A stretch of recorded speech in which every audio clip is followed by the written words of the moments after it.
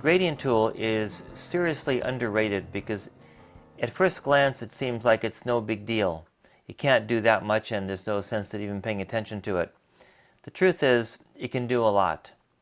And in this first picture, I'm going to show you something very simple, but it's very useful in many cases. This first photograph is a set of glasses and a wine decanter that I bought in Venice, Italy, and unfortunately it broke in a California earthquake. But before it broke, I photographed it, and I have already made a selection around it. So let me recall that selection with Select, Load Selection. We hit OK, and there's my selection. Now, if I wanted to create a studio lighting effect on these wine glasses and make a background that you would typically see in a studio, I can do that with the gradient tool. So right now, the glasses and the decanter are selected. I'm going to go Select, Inverse, and now the whole background is selected and not the glasses. The gradient tool is right here. And the way it works is, it makes a gradient between the foreground color and the background color. What I'm going to do is draw a line through the background, and I'll get a gradation from one color to another. But before I do that, I'm going to flip my black and white. This little double arrow allows you to flip it back and forth, see, just like that, because I want to go from white to black. So I will take my cursor and draw it right down through the whole picture. And now I have a very professional looking backdrop. This looks like it was photographed in the studio. You can control the amount of demarcation line between the white and the black by how long you draw your line and where you start from. So for example, if I start from up here and draw just a short line, watch what happens. The line between the white and black is very abrupt, and I have mostly black. If I draw this down further, let's say halfway, right there, then I get this kind of background. If I go all the way down, of course, I got what you saw in the beginning. If I start halfway and go down,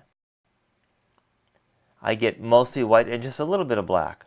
So you see, you have all kinds of control. If you go diagonal, then you get a diagonal break. So let's go back to the original. I think that looks really good.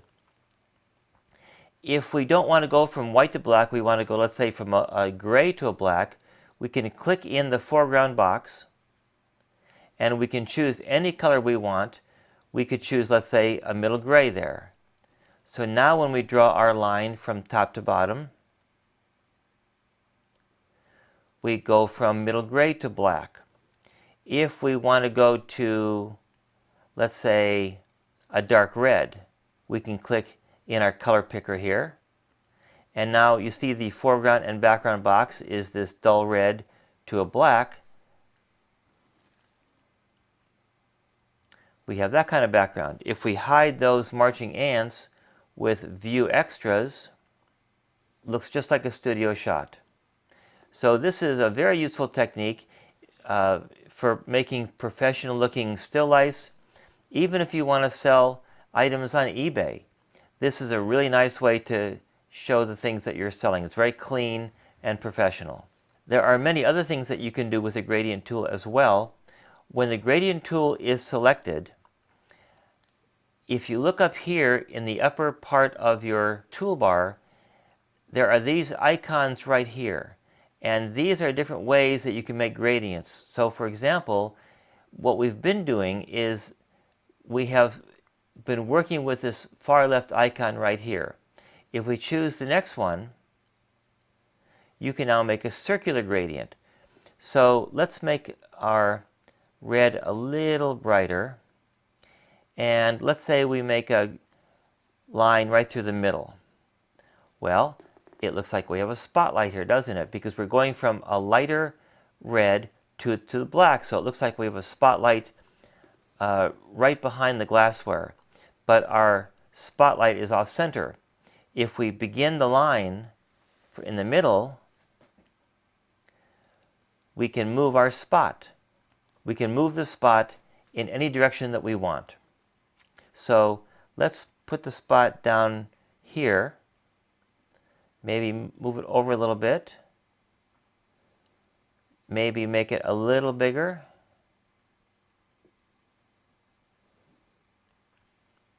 And so now it looks like either we have a spot above the glassware shining down on a dark background, or maybe beneath it shining up. So this is how you can create professional looking still life photographs that look like they were photographed with elaborate lighting in the studio. Okay, let me save that. File, save as.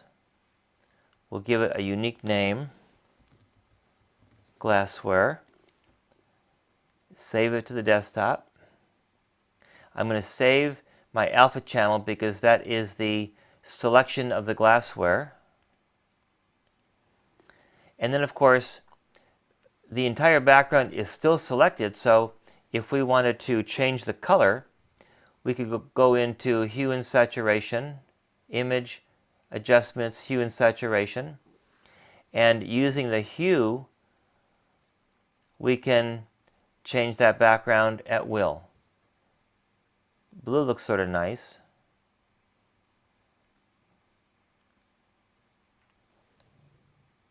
Look at that, isn't that beautiful? Okay, let me show you something else that we can do with the gradient tool.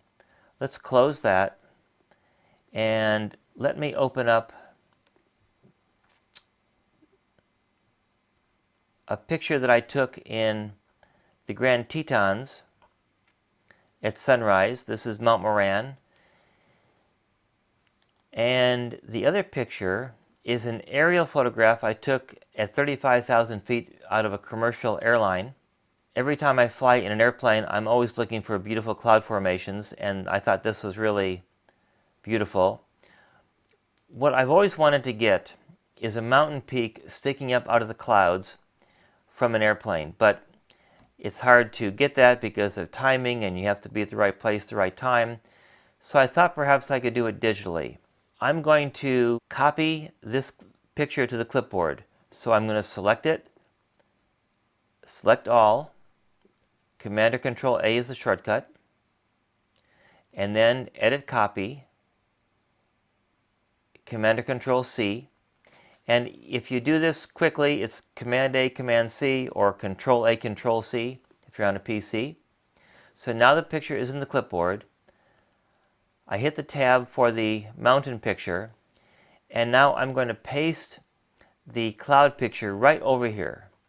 So I go Edit, Paste, or the shortcut is Command or Control V. Okay, now what we can do is we're going to make a layer mask. There's a couple ways you can make a layer mask. You can go in the pull-down menu command, Layer, Layer Mask, and Reveal All or Hide All. I usually use Reveal All. It doesn't really matter because they're both the same thing depending on your foreground and background color, if it's black and white or white and black. Or you can hit this little icon here. It's right next to the FX in the Layers palette. You click that, and now you have what's called a layer mask. And what that does, it creates a mask over your picture. And a mask is nothing more than a photograph or a black and white image that can hide parts of your pictures and reveal parts of your pictures. Once you have the layer mask in place, you can then hit the gradient tool, and when you're on black and white, you can run this cursor right down, and you have now revealed the top of the mountain. Let's try that again. Let's start right there and bring the cursor down that far. Well, okay, we don't like that. Oh, you know what? I see what the problem is. We are on the radial gradient. Let's go on the linear gradient because we don't want a circle here, we want a line. So let's go down about right there. Let's go a little more. Let's start right there. You see what I'm doing here? I'm revealing the mountain as if it's sticking up above the clouds. The shorter my cursor line is here, the more defined the top of the clouds are. If I come down further, in other words, I want more of the mountain showing, I can do that. Now, you see, if I make a real long line, well, that looks silly. Let's undo that. We want a short line, so it looks like there's a cloud layer just hovering at the mountain. I think that looks awesome. All that was possible because of the gradient tool. But in order to use the gradient tool like this, we had to make a layer mask, so don't forget that step. So the procedure again is you paste the clouds over the mountain, you make a layer mask with this little icon here, or layer mask, and then you hit the gradient tool and you start drawing your line until you like what you see. The black color has to be in the foreground box and the white color has to be in the background box. And that's it. And then, like I said before, if you want to save hard drive space, you can flatten the layers. If you know that this is the picture you want and there's no sense in changing it in the future, which is usually the case when I do my work, I know what I like, and so I flatten my layers. And actually, I see a little dark area at the bottom here that I'm going to crop out. While I'm cropping this, let me just mention something about the crop tool. The crop tool can be used for obvious reasons to crop a picture like I just did. I cropped out that little bottom part I didn't like. But you can also crop something to specific proportions. Up here, when the crop tool is selected, you have a width and a height box. If you type in there, let's say 13 by, well, no, let's see, the width would be 19 and the height would be 13. Now, if I crop this picture, the proportions are going to be constrained to 13 by 19 to fit a typical paper size for a printer. And if you want to get out of that, you made a mistake, you want to change it, just go escape. And now let's say you decide to do 14 by 11, 11 by 14. The width obviously has the longer dimension. So now when you crop it, you are constrained to 11 by 14. So that's a very useful tip for the crop tool. Okay, so I just cropped off a little section that I didn't like, and now I will save this picture by going File, Save. And now we have a picture that looks like it was taken from an airplane of the top of Mount Moran sticking up above the clouds. Another use for the gradient tool is you can simulate twilight. For example, this picture of the sign at LAX was taken at night. You know, twilight photography, I think, is the most beautiful time to photograph cities or architecture. Instead of having the black sky as the background, you have a cobalt blue sky which combines with the warm yellowish tones of artificial lighting, and the result is just beautiful. The problem is you can't be everywhere at once. Twilight is usually a short window of, what, 10-15 minutes? You might get one or two really good locations at twilight if you're lucky, and then it's gone. Then you've got a black sky. So I shot this entrance to Los Angeles International Airport at night, and I thought this would look so good with a twilight sky. So what I did was I selected the entire lettering here, LAX, and I did that previously. So let me recall that selection by going to Select, Load Selection. There it is. Now, how do we put a twilight sky in here? Well, first, I'm going to choose the two colors that I'm going to approximate twilight should be, foreground and background.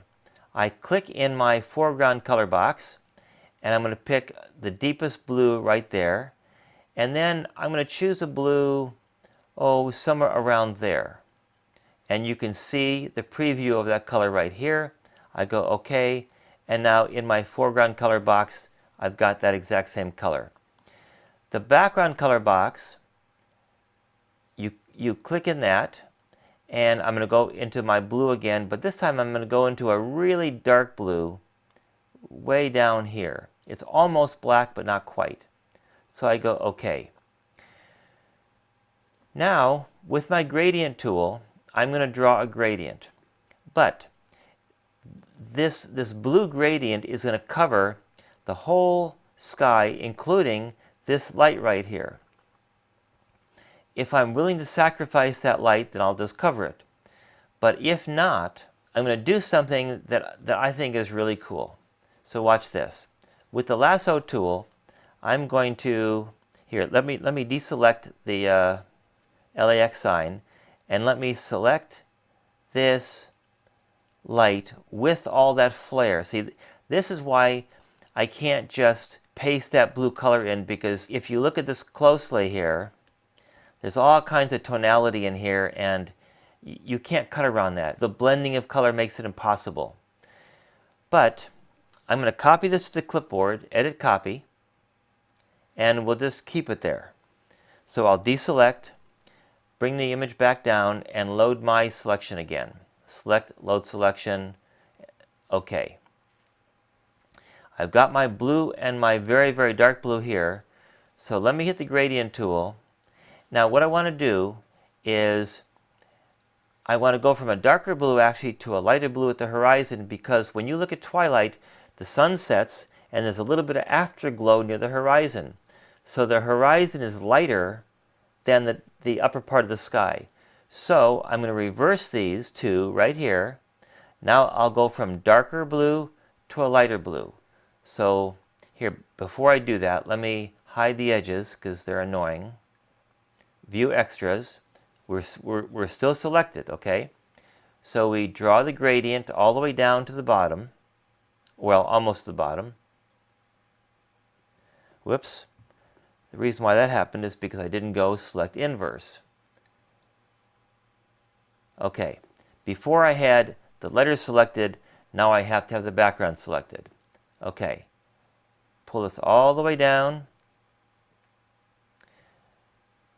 And that was no good because, okay, I see what happened. My selection included the whole bottom part of this picture. I don't want that. So let me hit the rectangular marquee tool. What I need to do is eliminate this bottom part from my background selection. So I'm going to hold the Option down, or on a PC it's the Alt. I'm going to choose a horizon line, let's say about right there. Draw my rectangle through the bottom, and let's grab this little part right here. Okay, I think that's good. So now I've preserved this bottom. So by holding the Option down or the Alt, I have eliminated this bottom part from the selection. So let's see if it works now. Gradient tool, pull all the way down. Okay, good. Now the color isn't quite right, the glow isn't quite right. Let's try starting lower in the sky.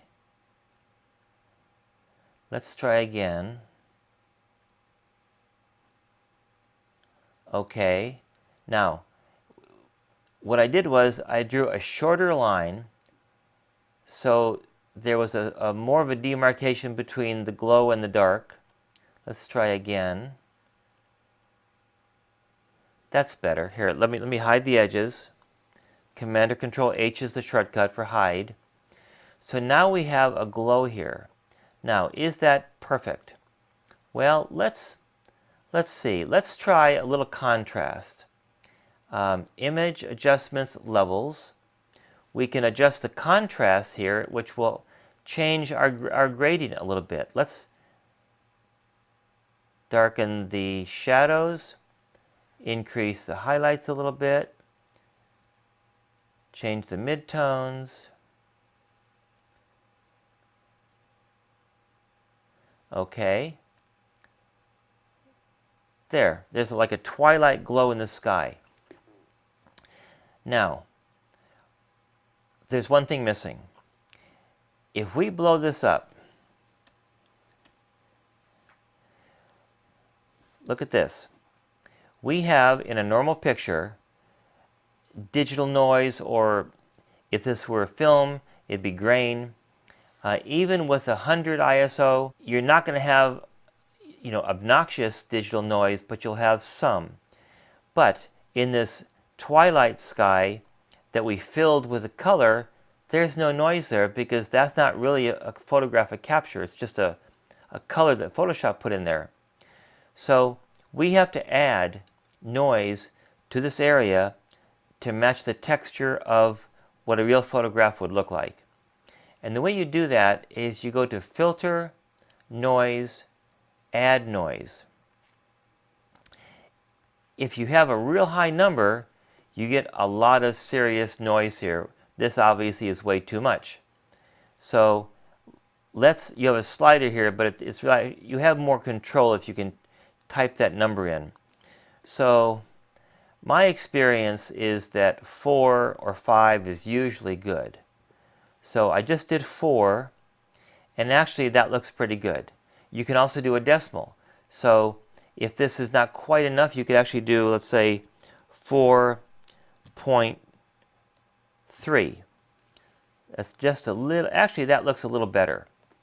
4.3 more closely approximates this texture in the digital noise from the original capture. So I'll hit OK.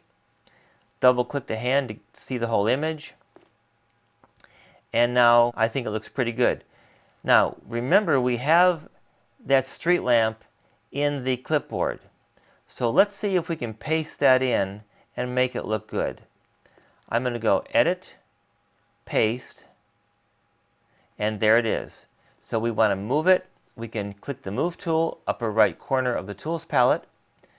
Move this into place. Let's put it back where it was. Now, how do we get rid of that black and make it look real?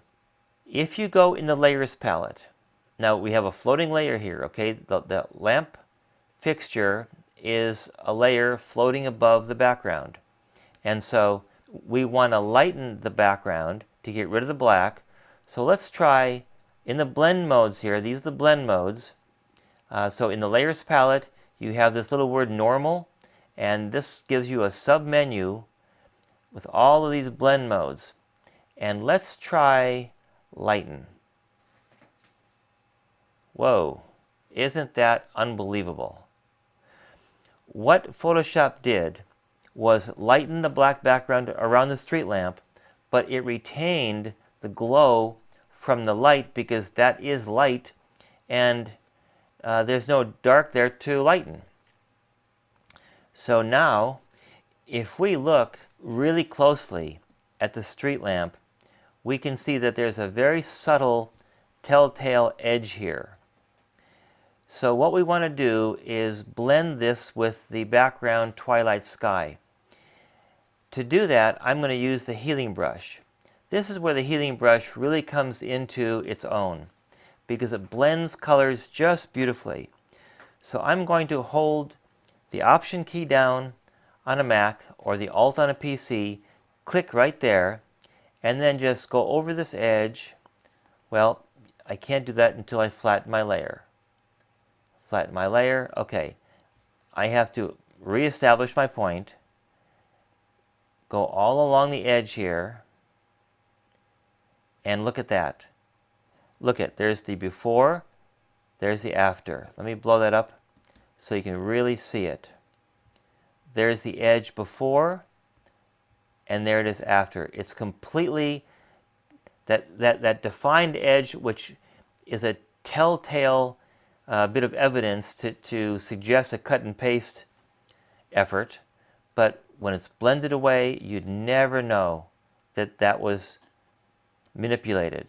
I'm going to go all around the edge here. There's a little bit of edge right here that needs to be blended away. And here too, very subtle. And now it's perfect. Absolutely perfect. Look at that.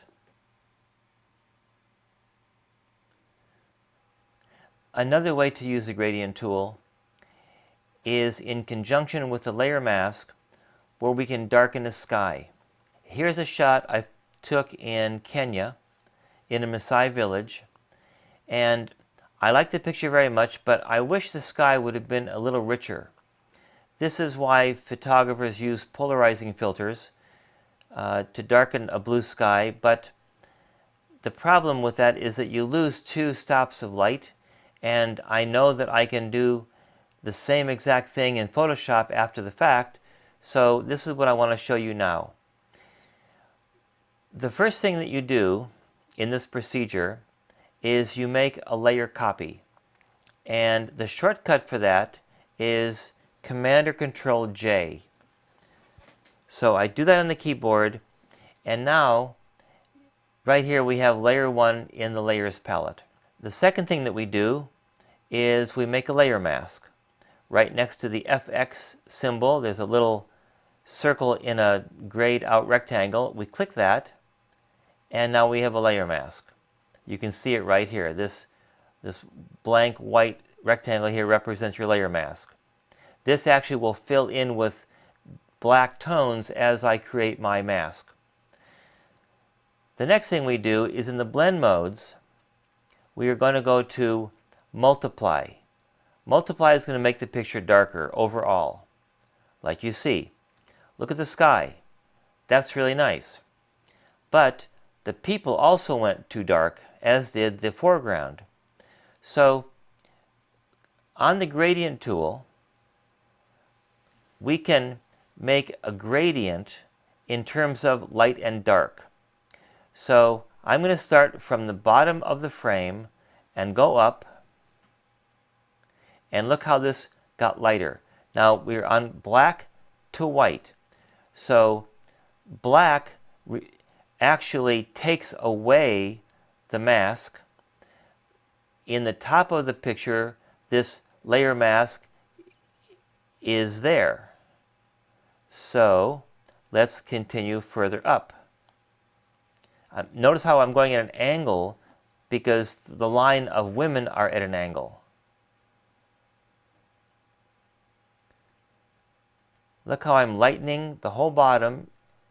I'm experimenting with how long I have to make my line and where I actually start from. And now the whole line of women have been lightened, but the sky stays dark. If we want to see, these 2 women here are still a bit dark. So what I'm going to do is I'm going to go off the gradient tool and now go to the brush tool. And the brush tool, I'm going to make this a little smaller with the bracket keys. I'm going to brush away the mask from this lady's face and from this lady's face. Maybe a little bit from her just a little bit, bringing them back to how they were originally.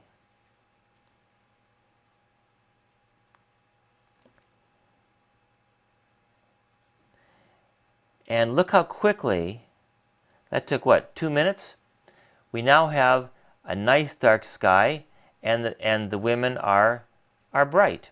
Now what we also could do, we could darken this dirt right here because you want the focus to be on the dancers. So if I reverse the black and white, and I'm on my paintbrush tool, and let's say I make the tool a little bigger with the right bracket key, I can now darken this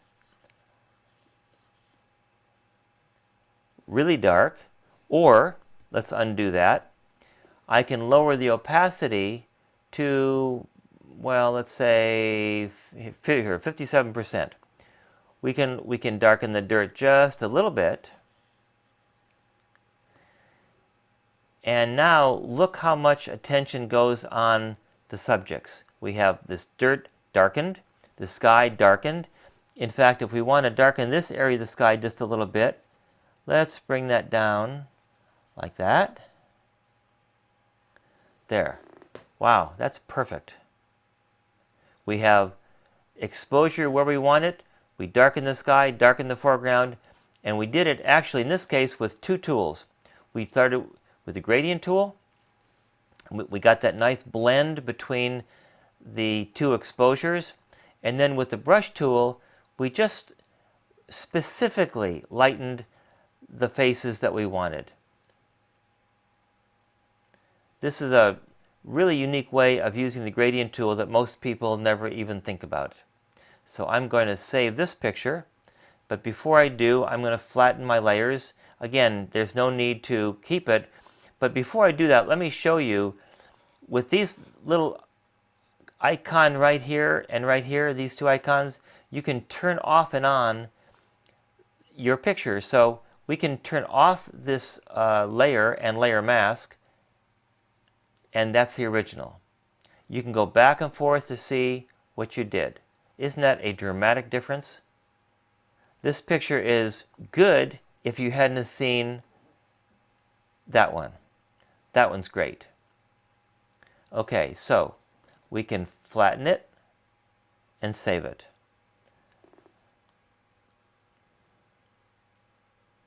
Now we're going to do the same thing with a landscape in this beautiful shot at Horseshoe Bend in Arizona.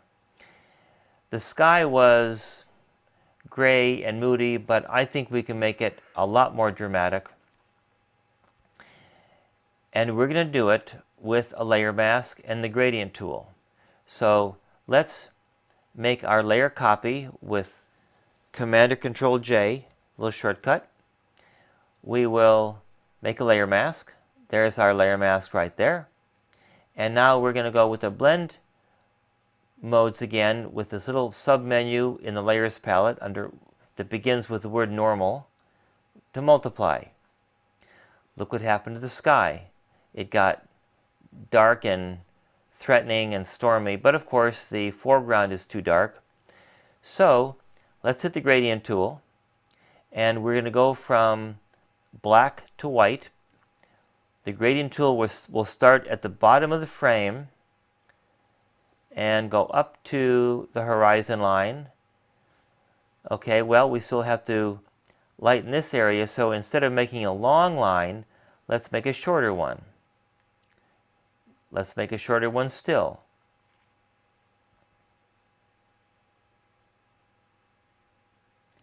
There. We have virtually retained the dark sky but lightened up the whole bottom, and this area here is a little bit dark, so we can go to our brush tool and make that a little smaller and brush that away just like it was never affected.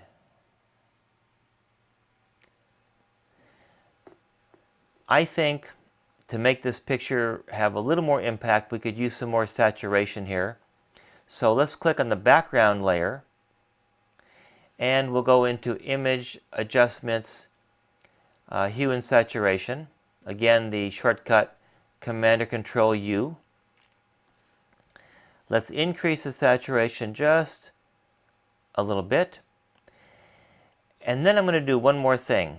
I could darken this foreground a little bit with another layer mask, but we have not talked about the burn and dodge tool. And most professionals don't use the burn and dodge tool because you don't have as much control as you do with the layer mask, and many people say that it destroys pixels, but I find it effective sometimes, and I just want to show it to you because if you want to use it at times, it has its place. So these two tools, this is the dodge and that's the burn. Burn means you darken and dodge means you lighten. These two terms come from the darkroom when photographers made black and white or color prints. They could add exposure or subtract exposure, affecting the way the print came out. So let's use on the burn tool a brush size a little bigger than this, maybe like this. Opacity, a low opacity, because I don't want to affect it too quickly.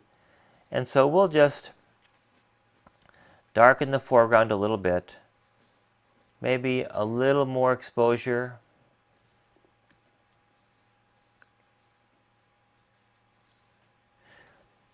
Remember that when you darken an area in a picture, you're forcing the attention elsewhere, because the eye always goes to the lightest part of a picture first and returns again and again.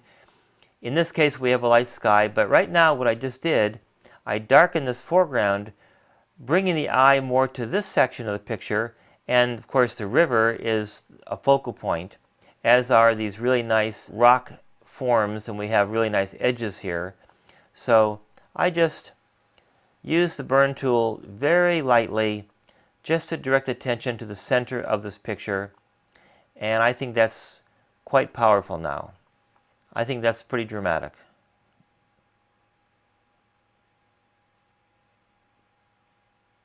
I'm going to show you another use for the gradient tool that I think is really intriguing. You know, when you put pictures together, you have to think of every possible way that the two images will look correct. And one of the main ingredients in making a composite look correct is if the lighting works. If, for example, you take a picture of a subject in the shade, you can't combine it with a sunny background. It doesn't look right. And so you have to take into consideration where the sun is, the angle of the sun, the color of the light, all that stuff comes into play in terms of compositing images and making them look real. So this scene right here is a shot I did in the Oregon coast, and it was taken late in the day, not sunset, but late in the afternoon.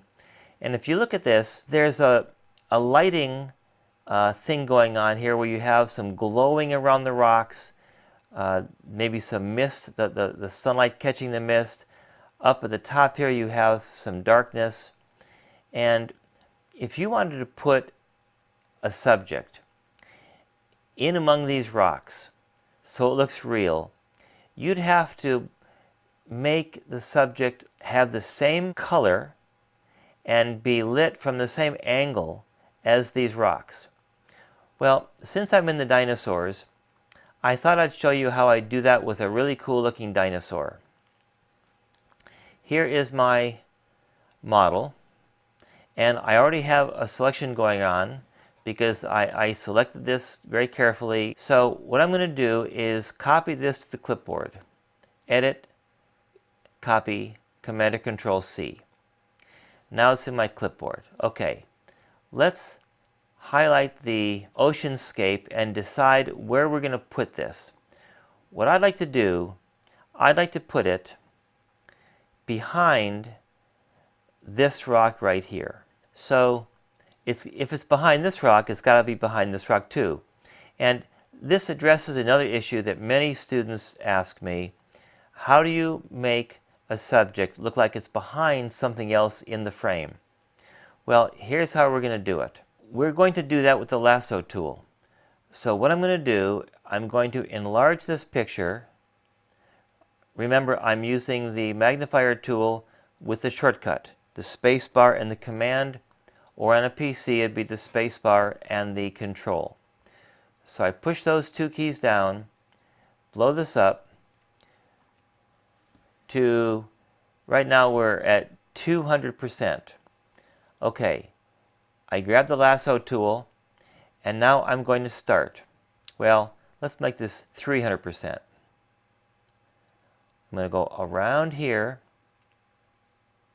and let me just say as I'm doing this that if you use Photoshop Elements, Elements does not have the pen tool. I'm going to talk about the pen tool next. If you don't have the pen tool, this is how you would do it in terms of making a precise selection. Now, I've made my big circle because I'm going to continue this selection by holding the Shift key down. That's adding to my selection. You know, your hand can only go so far on the Wacom tablet, or for that matter, a mouse. And at some point, you're going to run out of ability to keep going, and you have to move your hand. Well, when you do that, you're going to jiggle the cursor and ruin your selection. So this is my solution to that.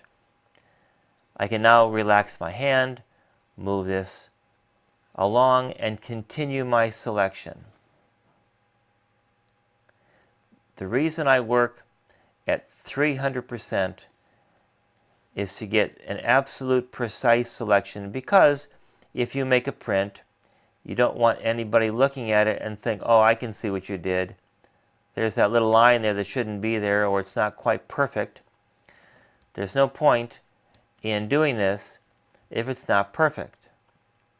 You have spent a great deal of money on photographic equipment, computer equipment, software, photo instruction, DVDs, travel, whatever, to get these pictures, so you might as well make them perfect. So I'm getting close to the end of what I need to do here. This is the second rock that I have to go around, and this is, remember, what we're doing here is selecting this so that we can put the dinosaur behind the rock. Let's fix this a little bit. Option down or Alt, whoops, sorry. No, sorry, we want the Shift to include that. There, okay. So I continue my selection. I'm holding the Shift key down because it's adding to the selection that I already have. Okay, this is the last rock that we have to do. When I'm done, I'm then going to select the entire top of the picture, but that'll be easy because everything will be included. It's only the edge that is critical.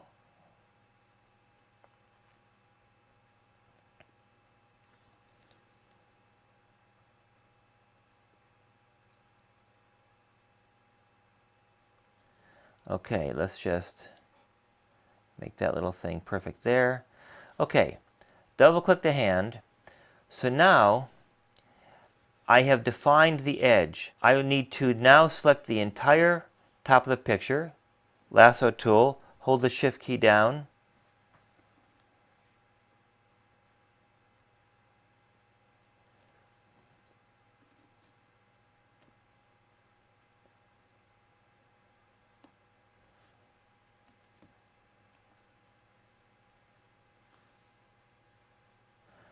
Okay, I have now selected the entire top part of the picture, even down here.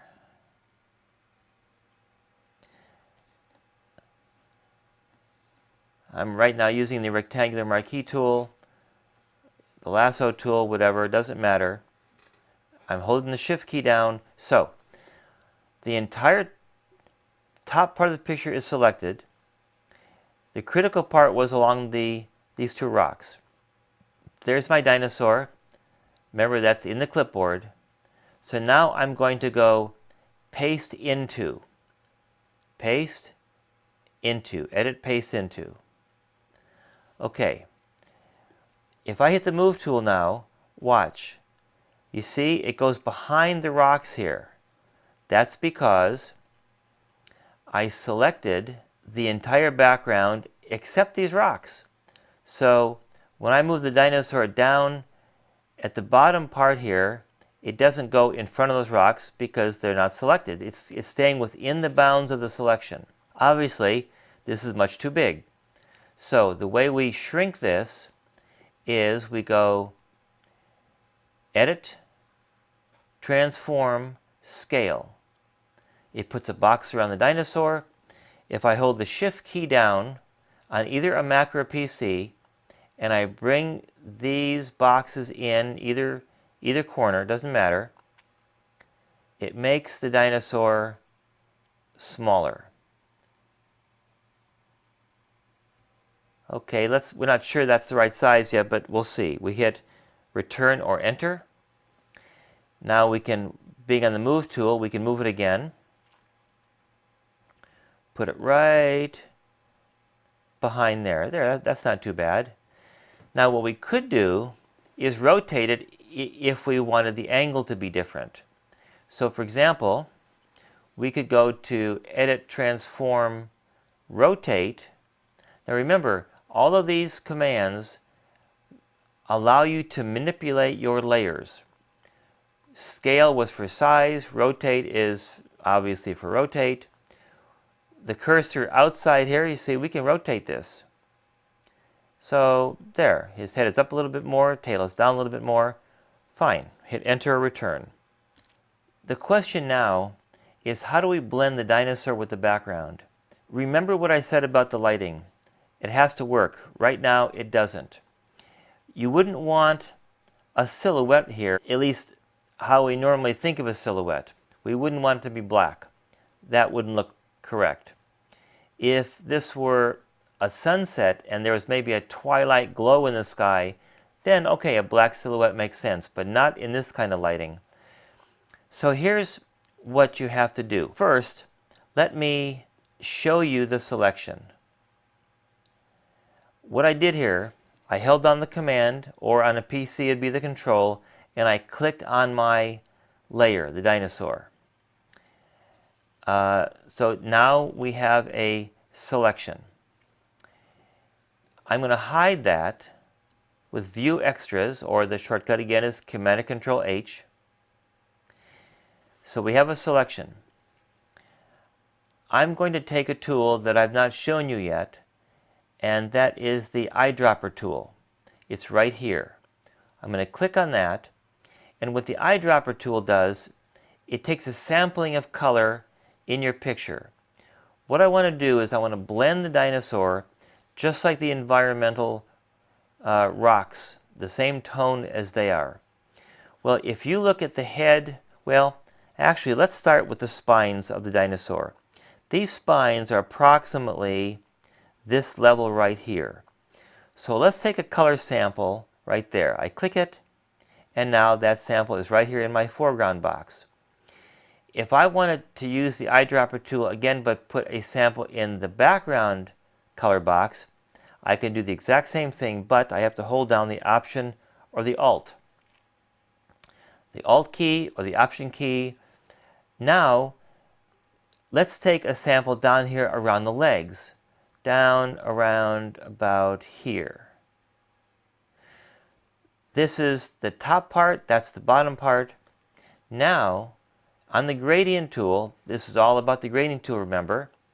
Let's draw a line from here down to here and see what happens. Whoa, look at that. The dinosaur is now blended just like the background. Now we could tweak this a little bit. Let's say we want to make it a little more contrasty. We can do that. We go Image Adjustments, Levels. And let's say we want to darken it a little bit, lighten it a little bit for a little more contrast.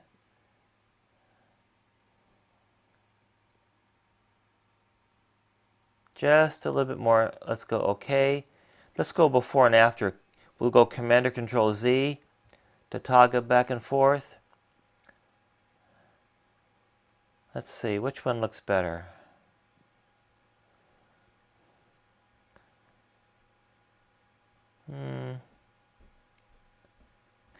Let's, it's almost perfect.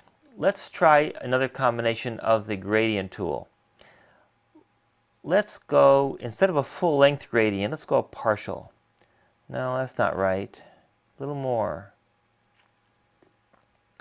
Okay, I sort of like that.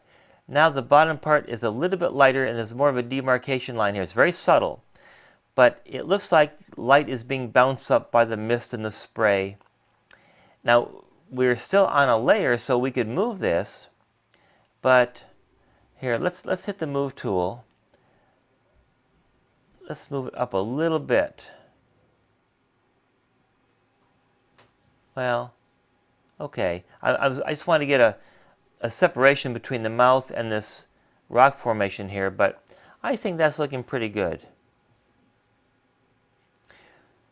It was a gradient tool that allowed us to simulate the exact same lighting on the rocks as we see now on the dinosaur. These have to match.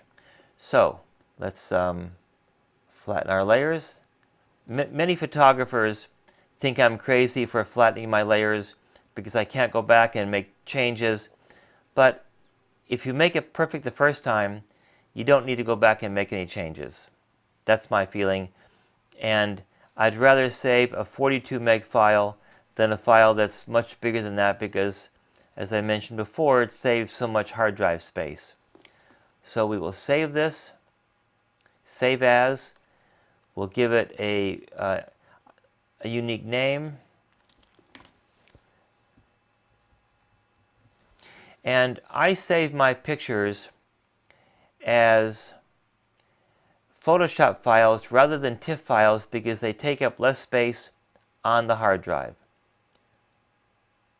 I go save, and now I have a picture that I think is really cool.